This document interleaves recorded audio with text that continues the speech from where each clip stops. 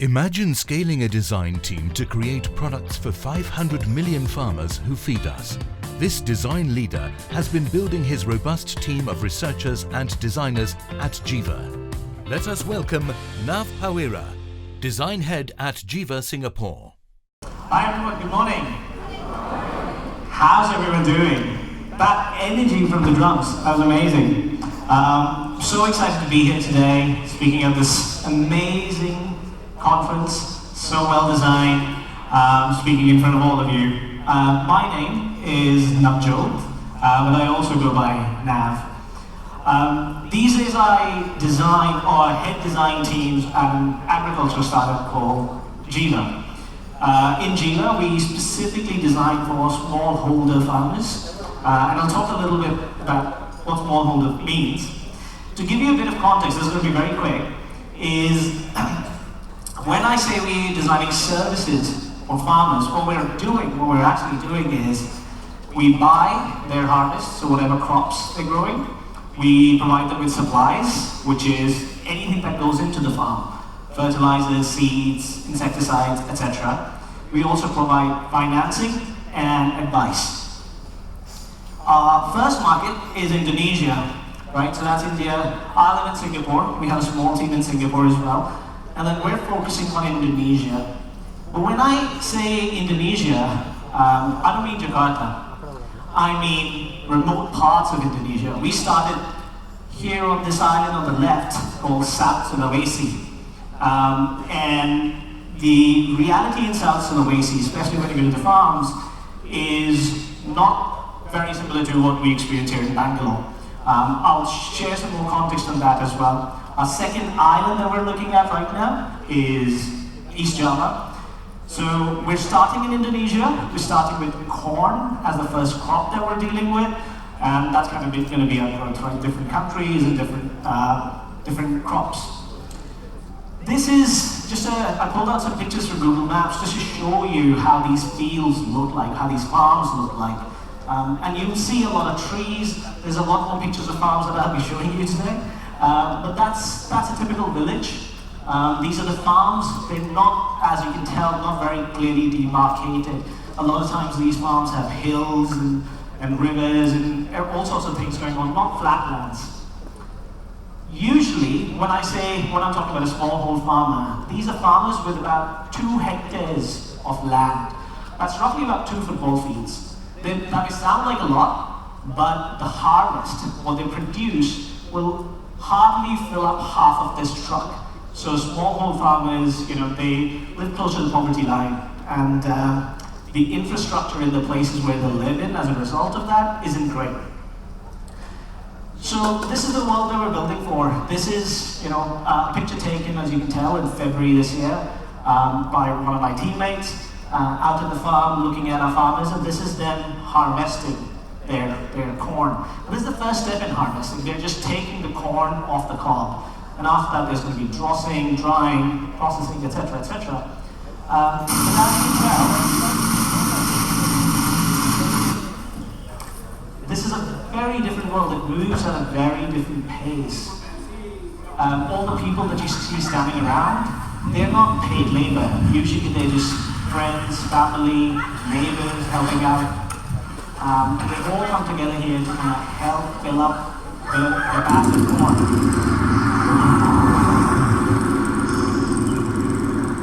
And again, a little bit more context on what these fields look like.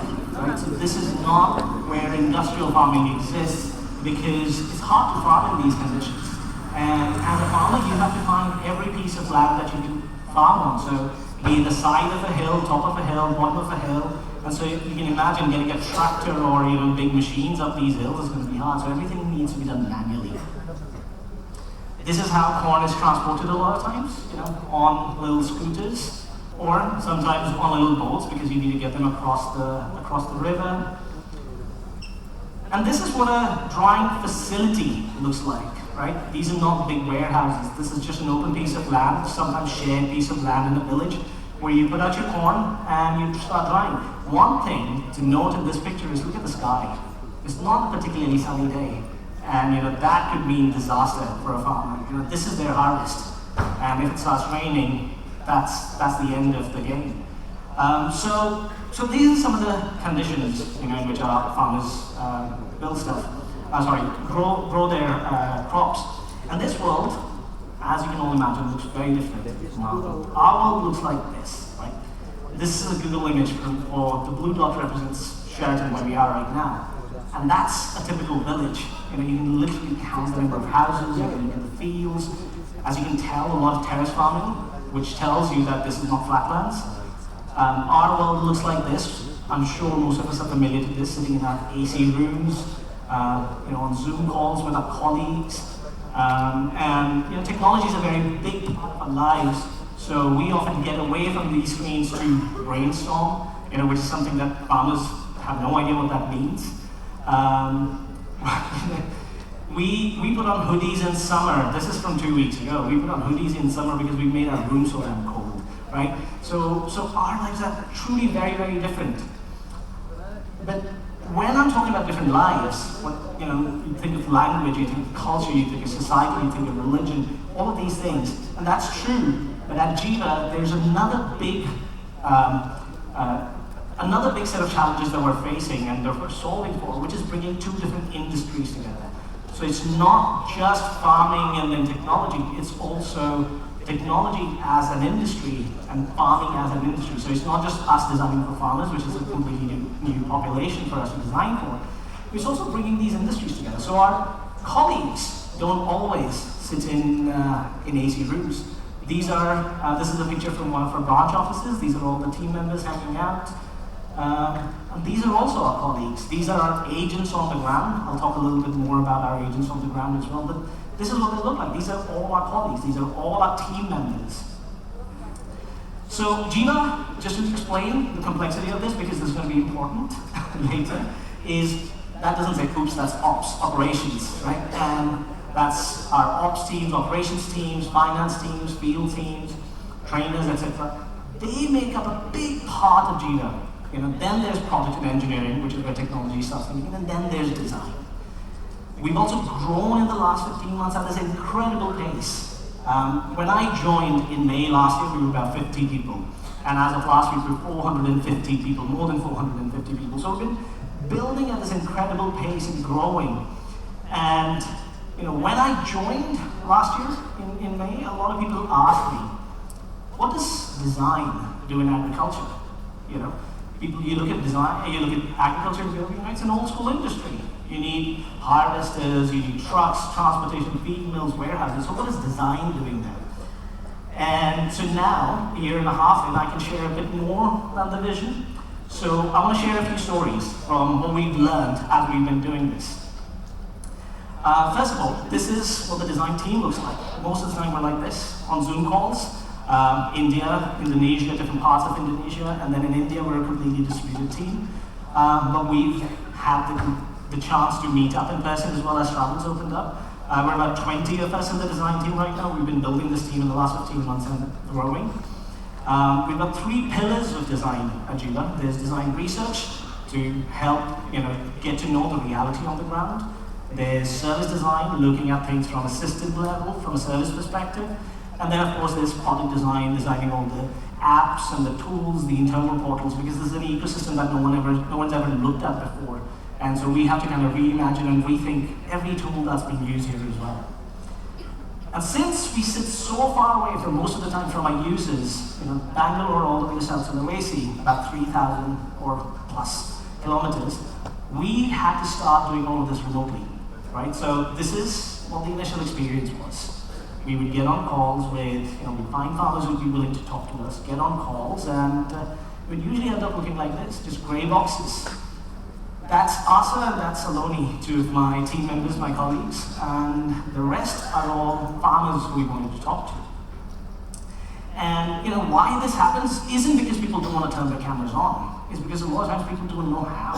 They don't know how to turn their cameras on. We usually have to call them and tell them that we'll send you this link on WhatsApp, and you'll click it, and it will open another thing, and this is what you tap on. There'll be a green button that you'll tap on. So a lot of times they just don't know how to turn the videos on. So this is the experience that we usually have. Sometimes it looks like this because it's just on phone. There's no desktop available. These are some screenshots that we've taken from their side, from the farmer side, where we managed to take some screenshots. This is what they see. So they see us as these little rectangles on their phones. And as researchers, I'm sure a lot of you've seen this before, right? So as researchers, what we usually try to do is get beyond just hearing what people are doing and seeing what they're doing. We want to know why they're doing this. What are the motivations? What are the aspirations? What are the needs and the wants? So we want to get to, what's the emotional drive here? What do people really value? And when you're just looking at gray boxes, that becomes really challenging.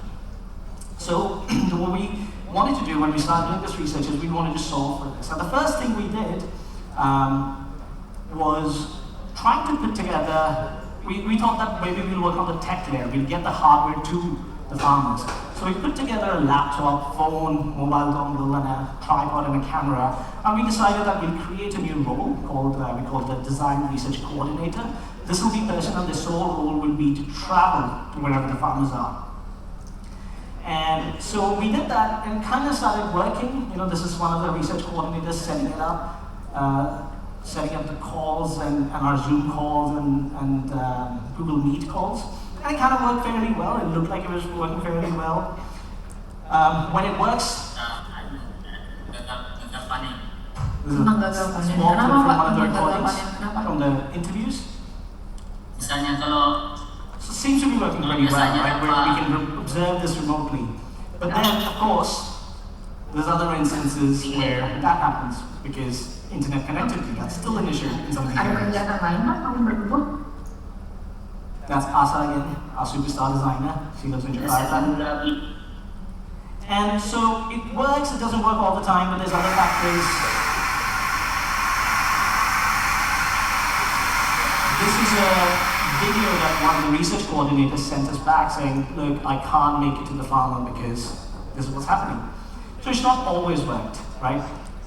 Eventually though, what happened is travel opened up, right? And we could start traveling. This is about 4 or 5 months ago, right? Till then, the pandemic, everything was shut down. So we started going all the way, started traveling, going to our branch offices. That's one of our branch offices in Jeneponto in South Sulawesi, near Makassar. But the reality of that is still not easy. Getting to a place where, some of the pictures that were taken I was showing you from, is from Jakarta an 1.5-hour flight and then a 5-hour drive to that place, right? So it takes a lot of effort. But still, we were excited because now we could go talk to our customers face to face. So this is what happened, right? Asa, who I showed you all the pictures on Zoom calls, is now sitting with a farmer and conducting the research, conducting interviews, talking to this farmer. And you can look at our happy faces, we're excited and everyone's excited and finally we're like, we can talk to these people. But then we noticed something. This wasn't the experience that the farmers were having. We were excited to get into their houses, but they were very anxious of bringing us into their houses. They didn't know who we were. They didn't know why we had all these cameras in their houses, why we had these laptops and these foreigners who don't understand their language, they're looking at them. They didn't know if we were sent by the government. They didn't fully comprehend what was going on. So they weren't completely at ease. And so this was kind of like a little studio being set up in their house and they were talking. So we had to think again, we had to improvise again. So first thing we did was, okay, let's move the camera far away, put a little bit of a zoom lens on it, put the camera far away, put the laptop far away, point the screen away from the user, put a webcam that looks at the user. So just to kind of make sure that they're not kind of feeling anxious about all these things looking at them, pointing at them. And it did work. Suddenly they didn't have to look at it, they weren't distracted by this hardware around them and they could pay attention to the interview. So that started working. So the first thing that really stood out to us was that, before we start asking hard questions about how people are feeling, why they're feeling the way they're feeling, we need to make them feel comfortable and safe. So that was one of the first things that we said, okay, cool, that's a good learning. Now what's next? The next thing that happened, even though we made them feel comfortable and safe, we didn't just want to ask them questions and get a yes or no answer, right? Like I said, we want to go beyond what they're saying and doing and really get to what they're feeling. We want to know what they're feeling, what their needs are, their aspirations, motivations. So we when we looked at the type of questions we were asking, because we were getting a lot of information or a lot of responses back from them, we started looking at the questions we were asking. We were asking questions like this: what are your biggest worries when thinking of your future? That's a hard question to answer. That would paralyze anyone, even in this crowd, if I sat you down. And in fact, you might be able to give me an answer right away. But if I was to start digging deeper into that, that's when you would really start sweating and getting nervous. So when we're asking, when we're going to someone, have maybe 60 minutes or 90 minutes with someone and we want to get to this, we knew that we had to rethink and reframe how we were asking these questions. So the first thing we did was, okay, well, instead of asking you straight up, what's your worry? We're gonna do this. We're gonna make a little game. Seems very familiar, card sorting. So we said, okay, here's a bunch of things that we've heard people say they're worried about. Do any of these concern you as well? Are you worried about any of these? So instead of having to come up with answers, they started putting things on to the piece of paper on the left. And when they started doing that, we could then start asking, oh, that's interesting. What makes you worried about this? And you left that one behind. You're not worried about that? And sometimes they go, no, actually I am. I am worried about that as well. Here you go. Or sometimes they'd go, no, it doesn't worry me, but I can imagine why it would worry my neighbor. So it opened up a few more rich conversations. We saw people getting a lot more interactive rather than just sitting and kind of behaving like they were being interviewed. They started picking up pieces of paper, moving them around. So that was the second thing that we realized, that we need to make it easy for people to get started. Like, that's usually the hardest thing. Don't give people a blank canvas and go, draw me a mountain. Draw some scribbles on it and say, make something out of it. And people will be able to do that. Here's another question. I've got a bunch of examples of this because they kind of point in different directions. A lot of times we were asking, hey, would you pay for a subscription for our service? Right? This is just something, again, foundational research, we're trying to get. And again, if I ask any one of you, would you pay for a new service that I'm launching, you might give me a yes or no answer, but it won't tell me why. Right? So we wanted to dig deeper into that. So we realized, again, let's put something in front of people. We started creating these prototypes. We call them sacrificial concepts or probing questions, whatever you want to call them. But we would put this in front of people and say, hey, what if we launched this next month? Which package would you buy?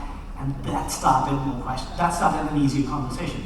I would buy this one. Oh, okay, what made you buy this one? Well, because it offers this. But isn't that enough for you? Or is that too much? So on and so forth. Similarly, we went to farmers and said, hey, would you buy insurance? And they just looked at us and went, what's insurance? They don't know the concept of insurance. So we put these two things in front of them, two products. We said, two products are coming to the market, would you buy them? And immediately we started understanding that first, the concept of insurance doesn't make sense. We have to show them the value of what's coming through this insurance, and then conversations around pricing and all started coming up. So this is how we would do it. We would put up these posters up on the wall and say, hey, these are two posters you're gonna see, and what if you saw them in the market next week onwards? Which one would you buy? There we go. Here's another one. How has your experience been so far with Jiva? And this gave us a very, very, very important understanding about the Indonesian culture, which is true for, to be honest, Indian culture as well, which is we don't want to be rude to guests in our house. So if we went to people's houses and asked them, hey, what do you think about working with Jiva? We would always get, yeah, it's really nice. But we knew that wasn't the case because we knew that the numbers weren't showing that. So instead of asking this question, we went, okay, what picture the most closely represents what you feel about what we showed you or working with Jiva? And again, it's not just about the pictures they would pick, it's also about the pictures they would leave behind. So if someone said, oh, I think this and maybe this, we would go, oh, so you didn't feel this way. That didn't represent your experience, and they would then tell us why. Or you chose this one, but not that one or that one, because they're kind of similar. What made you choose this one rather than that one? It would just open up richer conversations.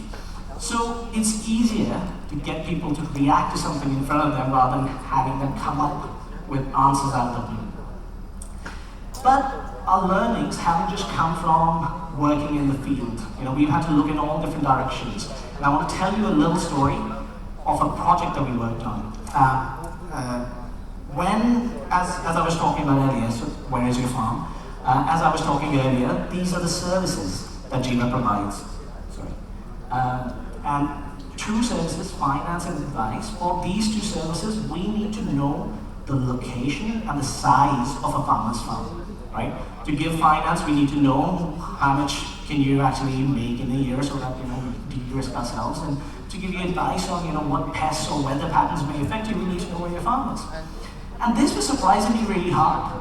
We had not been getting good data on the location and the size of the farms. And for an agriculture startup, that was very fundamental. So we, just to remind you, this is what the fields look like, the farms look like.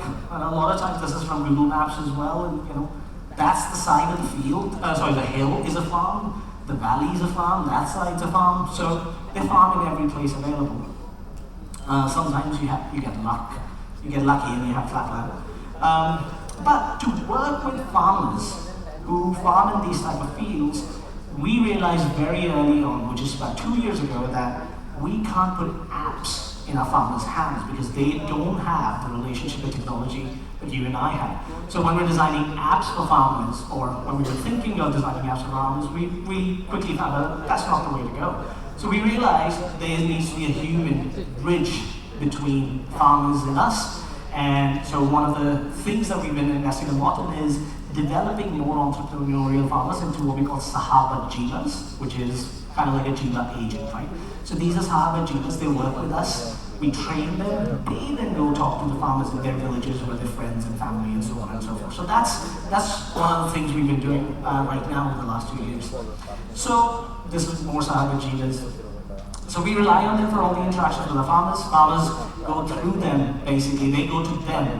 These agents are Jiva to them. Right? This is what farmers look at and go, oh, that's Jiva. This person works for Jiva. So when they want to get a loan, they go to them. Right? They might go to their friend or their, who's a Sahaba Jiva or another farmer in the village. They go to them and ask for a loan. So these people are responsible for getting all the information on the farmers. Right? So we rely on them to provide us with the information on farms, locations, etc. So when we first talked to them, this is the response that we got. I don't have enough time to do this. I have to work with so many farmers and I have other things to do as well. I don't have time for this. Farmers don't want to give me this data. But it was a challenge for us because we were getting false data, multiple loans being given on the same data, etc., etc. So we set up a project. We said, we need to get accurate location inside the farmers. So how would we do it? We put together a team, design researchers, product owners, business owners, someone who's going to execute on it, someone who's going to make sure we're doing the right thing, and then someone who really cares about this problem from a business perspective as well. And we started poking into this, digging into this. And first realization that we had, the first learning that we had was that farm sizes and locations aren't really communicated in that part of the world the way we would expect it. This is how they're usually communicated. My field is the one next to the old palm trees.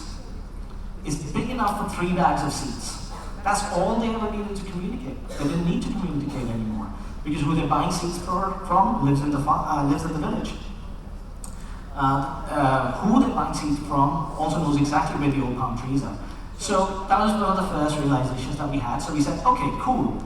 Let's look at documentation. Is there any formal documentation? And there is some, but a lot of people, again, have inherited these farms from their parents and so on and so forth.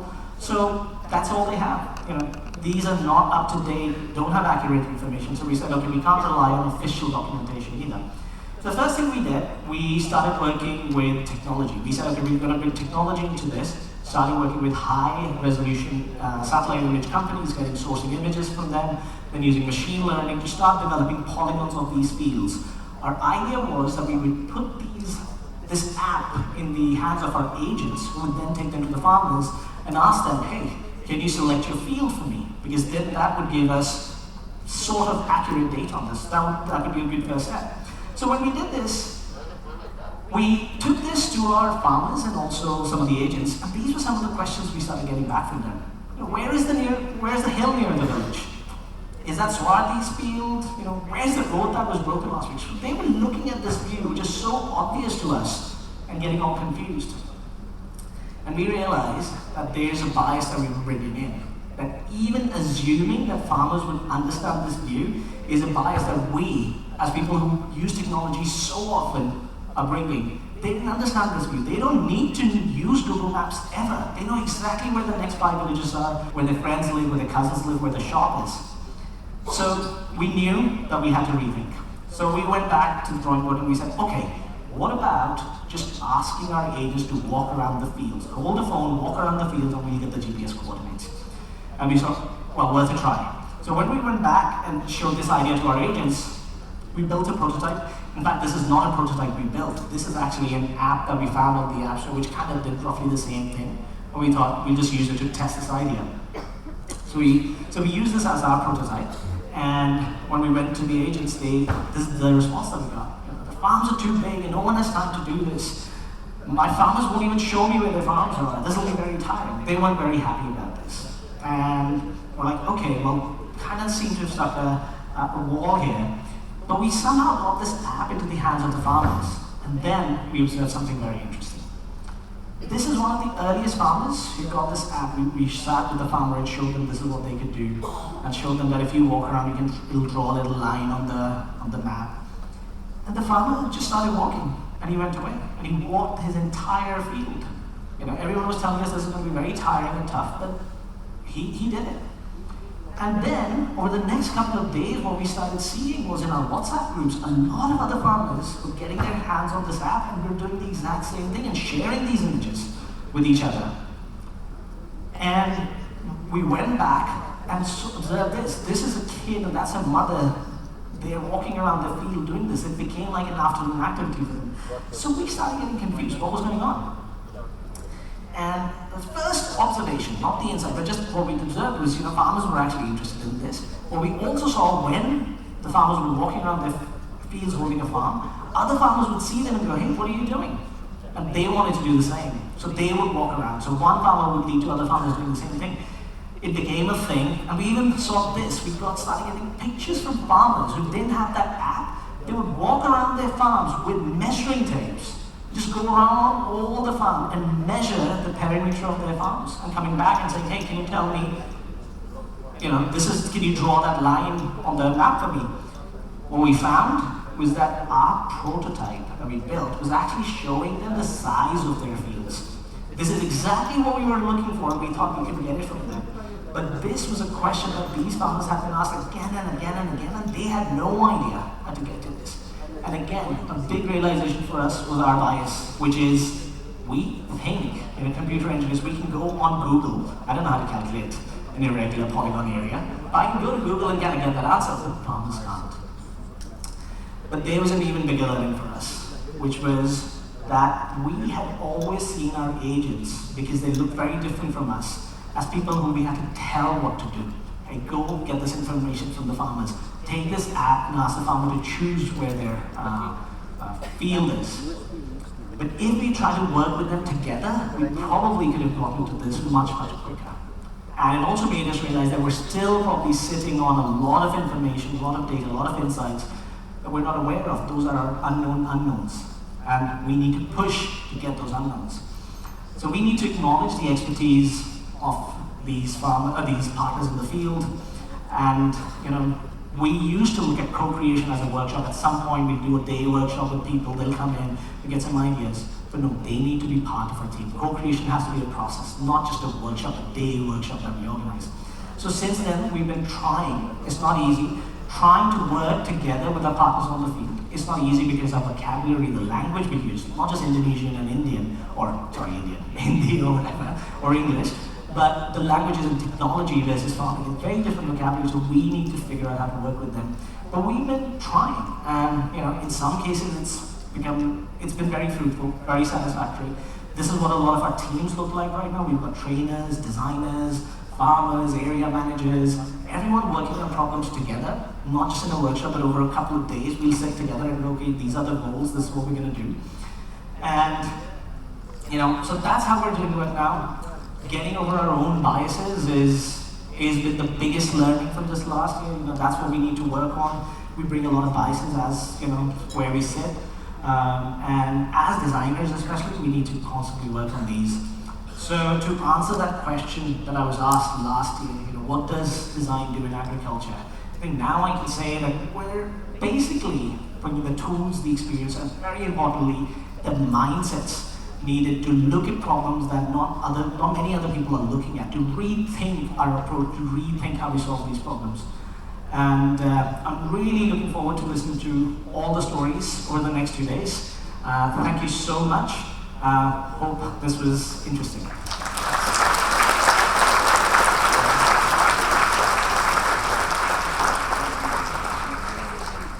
Priyanka from MathWork asks, what challenges do you face in product testing given that all your users are likely remote? Yeah, I mean, so a lot of the challenges that come with being remote I've shared, but so when we're trying to test, the testing is not just about products, it's about the service, because what we're trying to test isn't just an app, like I said. We don't put apps in front of the farmers and say, hey, would you use this? Because that's not where it starts. A lot of times the testing is about receptiveness of a new service that we're going to launch.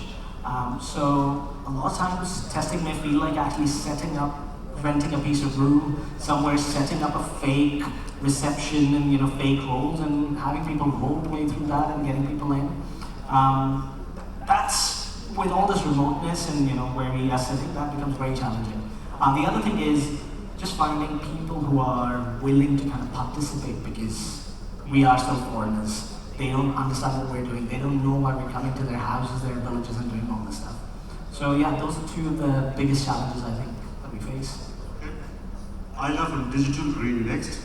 And their question is, how did you capitalize on existing farmer networks and co-ops to create trust? What cultural factors were you able to capitalize on? I like that capitalizing is part of that. So one thing I want to say is that we work with farmers, and but we're not a not-profit. We're not a not-for-profit. We're trying to create more value for the farmers while creating a better business for us. I don't think I can actually answer that question right now, because I don't think we've cracked that. We don't know how to build trust well right now at scale. We know how we can go into a village, work with farmers, show them that we're actually interested in their well-being, and get them to accept us. That takes a lot of time. So to really build this up on scale, that's something we're still learning. Okay. Well, thank you very much. Thanks so much. Thank you. Thanks everyone. Ladies and gentlemen.